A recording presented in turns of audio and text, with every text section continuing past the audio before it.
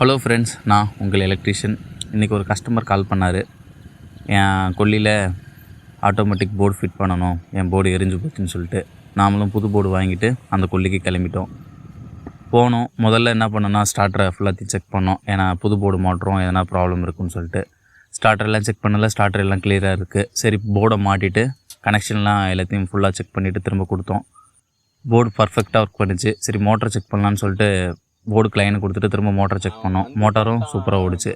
கஸ்டமரும் happy, நம்மளும் happy.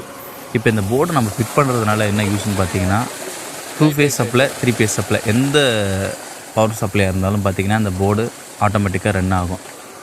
அதுக்கடுத்து low voltage, high voltage எதுவாகினும் இந்த பார்த்திங்கன்னா இந்த போர்டே பார்த்துக்கும். நமக்கு எந்த ப்ராப்ளமும் இல்லை. மோட்டாருக்கு சேஃப்டி இந்த போர்டு வந்து பார்த்திங்கன்னா. இதனால் கஸ்டமருக்கும் பார்த்திங்கன்னா டைம் சேவ். எத்தனை டைம் நின்று கரண்ட் வந்தாலும் இந்த போர்டு வந்து பார்த்திங்கன்னா அதுவாகவே எடுத்துக்கும்.